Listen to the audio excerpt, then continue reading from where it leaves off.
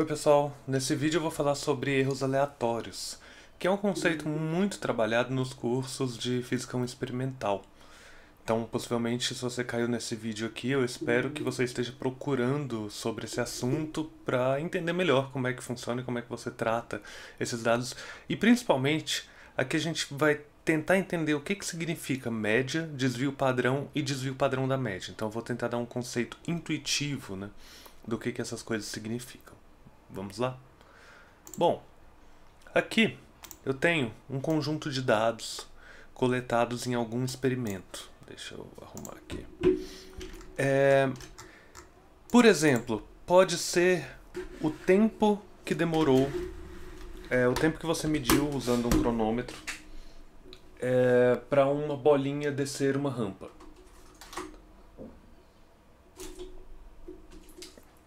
Então, seu experimento pode ter sido alguma coisa assim. Você tinha uma rampa aqui, aí você soltou uma bolinha, essa bolinha foi descendo e chegou aqui no final. E você mediu o tempo aqui, tempo zero, e aqui um tempo, né, que você registrou, né, do seu cronômetro. Aí você repetiu essa medida do mesmo experimento 30 vezes, tá? Então aqui estão as 30 medidas coletadas, tá? Por que você faria uma coisa dessa, medir 30 vezes o mesmo experimento?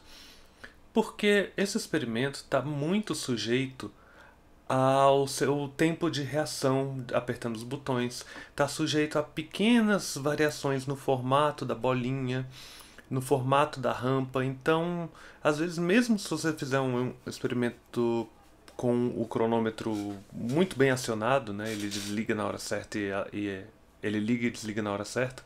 Mesmo assim, às vezes, só a forma dessa bolinha rolar, se ela rolou um pouquinho mais pro lado, ela esbarrou numa coisinha, numa poeirinha que pode ter afetado o resultado, tá?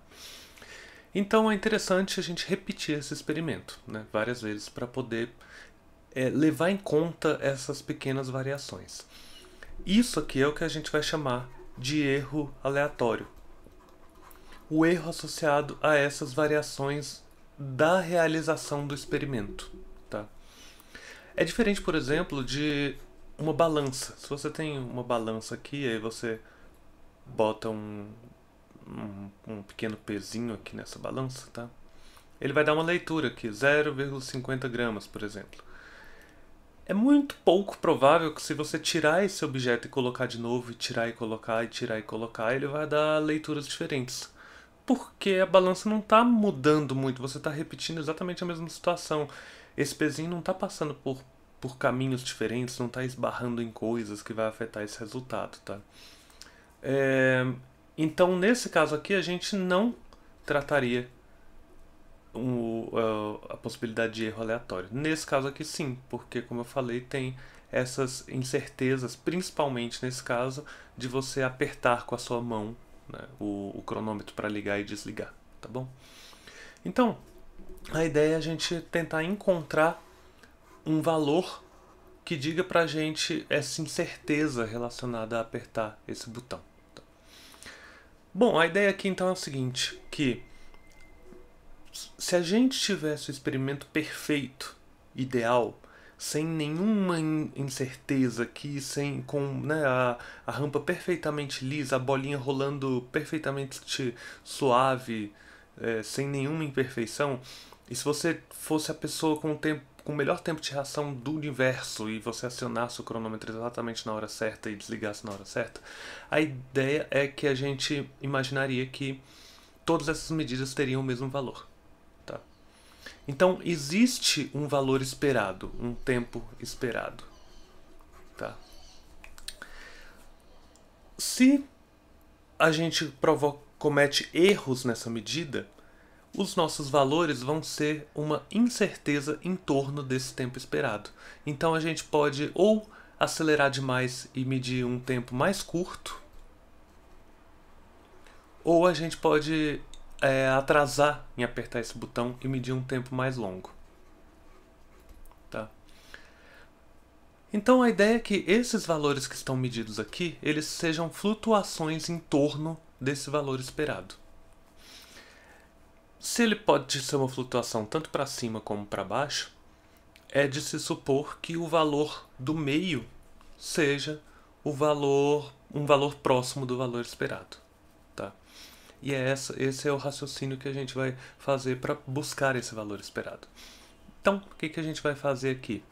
Se esses valores aqui são flutuações em torno de um valor esperado, para eu encontrar o valor esperado, faz sentido eu buscar uma média de todos esses valores. É exatamente o que a gente vai fazer aqui. Antes disso, eu quero mostrar que esses valores aqui, eles seguem o que a gente chama de uma distribuição normal. Deixa eu selecionar eles aqui e gerar um gráfico para vocês.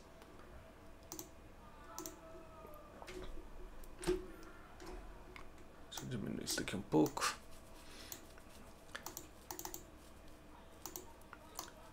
Uma distribuição normal é um conjunto de dados que vai ter um comportamento mais ou menos desse tipo aqui, que é uma... Calma aí. Desenhar. Que ele vai ter uma concentração maior de valores no meio e essa concentração cai conforme você se afasta do meio, tá? Poderia ser uma situação em que você tem, por exemplo, pense numa prova aplicada, e aí nessa prova metade da turma tirou 0, a outra metade tirou 10. A média seria 5, mas nesse caso não é uma distribuição normal, porque você não tem uma grande concentração de pessoas no meio e essa concentração cai conforme você se afasta do meio, tá? Nesse caso aqui, nesse exemplo que a gente está trabalhando, temos isso, tá? Você pode falar, mas nesses valores mais baixos tem muitos. Ok, é um pequeno desvio de uma distribuição normal, mas ainda está mais ou menos seguindo essa ideia aqui, né?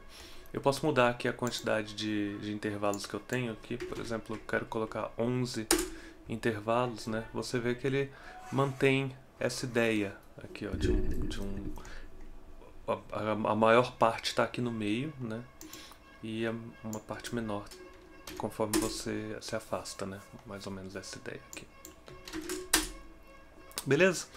Bom, é importante que a distribuição seja uma distribuição normal para a gente falar das coisas que a gente vai falar a seguir, de desvio padrão.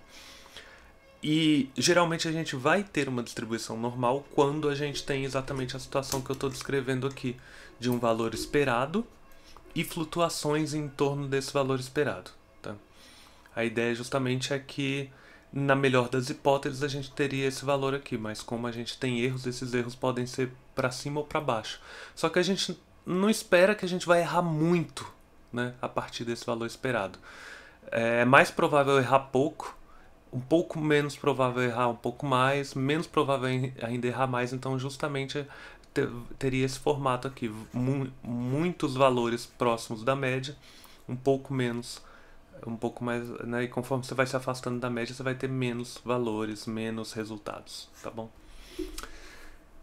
Tudo bem, então, dito isso, como eu falei, a gente está atrás desse valor esperado, ou seja, eu quero saber qual é o tempo que eu poderia falar assim, uma bolinha que desce uma rampa de uma altura tal, ela demora tanto tempo para chegar na base da rampa. Então, qual é esse tempo que eu vou afirmar aqui? Então, seguindo essa lógica, eu vou dizer que vai ser um tempo obtido pela média desses vários tempos aqui. Então, a gente vai calcular a média seguindo o cálculo usual, um valor mais o outro, tudo isso dividido pela quantidade de valores. Ou eu posso simplesmente pedir para o Excel calcular isso aqui para mim. Ok? Temos aqui uma média dando um valor de 0,99 segundos. Tá? Que é justamente, né, se você fizer isso aqui na mão e conferir, você vai ver que vai dar exatamente isso. Então eu posso falar que a bolinha demora mais ou menos... eu posso falar, né, afirmar que o tempo de queda dela é de 0,99. Só que tem um probleminha nisso daqui.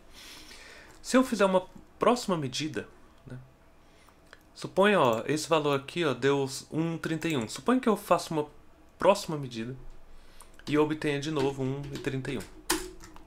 Tá. Nesse caso, a média mudou. A média foi para 1. Né? Suponha que ao invés disso eu tivesse obtido 0,65, alguma coisa assim. A média ia para 0,98.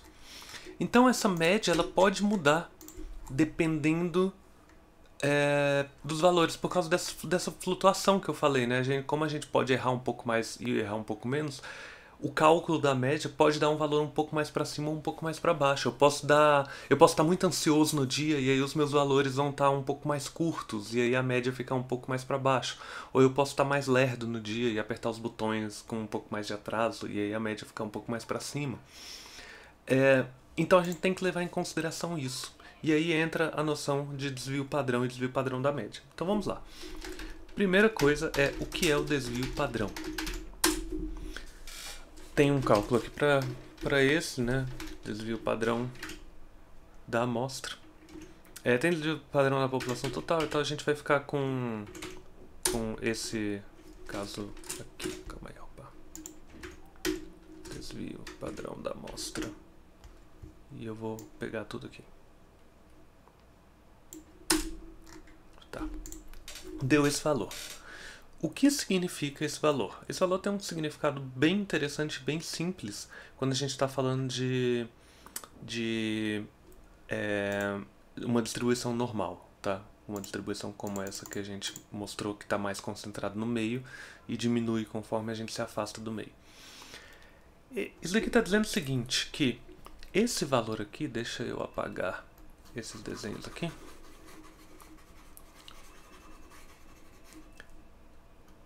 Isso daqui está dizendo o seguinte, que eu tenho o meu valor médio, a média, né, ali que deu 0,99. Eu vou ter, então, muitos valores, né, próximos dessa média. E eu vou ter alguns valores mais afastados, alguns valores mais para cá. Eu vou ter alguns valores bem longe dessa média. Tá? O desvio padrão vai me dizer em qual região eu vou ter a maior parte dos valores. Então ele vai me dar uma margem em torno da média que vai me assegurar, olha, a maior parte dos seus dados está nesse intervalo aqui. Tá? Então assim, se é um valor que flutua muito, o desvio padrão vai ser maior. Se é um valor que flutua pouco, o desvio padrão vai ser bem menor. Se, por exemplo, se todos os tempos aqui tivessem dado 0,99, o desvio padrão seria 0, porque todos os valores iam estar concentrados exatamente no mesmo número, né? Então não teria nenhuma flutuação. Tá? Exatamente, a gente pode afirmar também o seguinte, que então esse intervalo aqui, né, vai ser de 0,99, 0,19, então vamos lá, é de 0,80. O que é esse 0,80? É 0,99 menos o desvio padrão, tá? Aqui eu tenho 0,99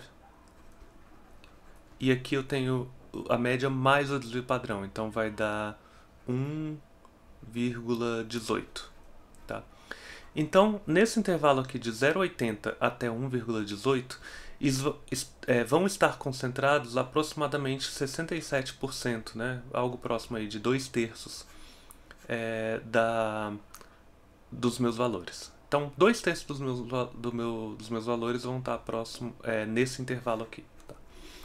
Vamos ver se faz sentido? Se está batendo? Então vamos lá. De 0,80 até 1,18. Vamos ver quais estão dentro desse intervalo. Esse está.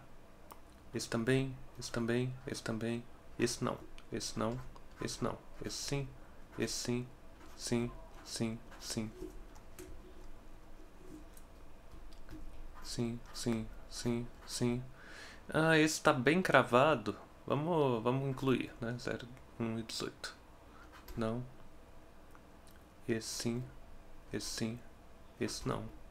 Esse não. Esse não. Esse sim. Sim. Sim. Sim. Não. Não. E não. Vamos contar quantos a gente tem aqui?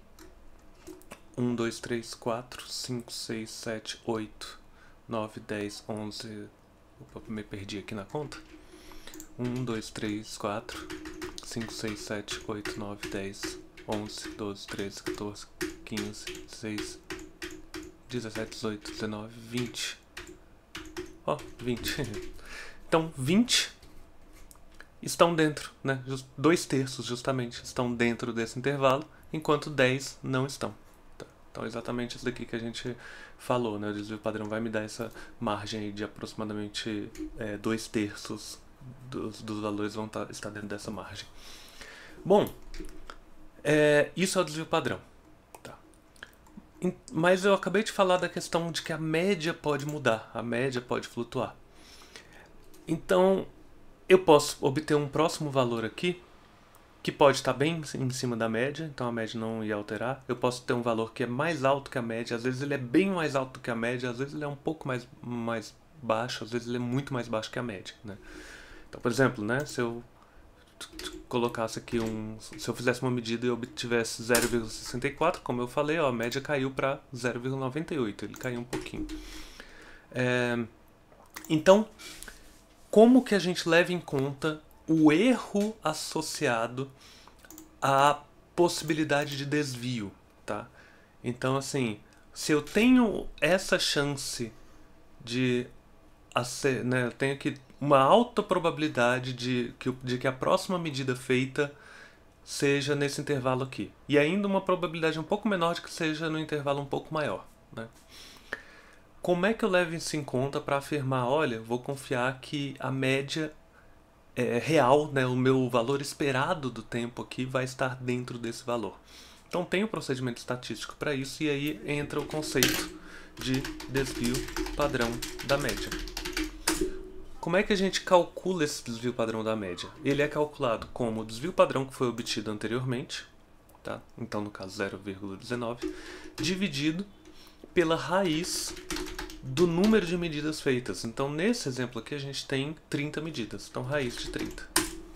E isso dá pra gente esse valor aqui de 0,03. Deixa eu diminuir aqui. Isso significa o seguinte, que suponha que eu coletasse novos dados. Eu falo assim, não gostei dessas medidas, eu vou fazer tudo de novo, tá? Eu vou ter uma...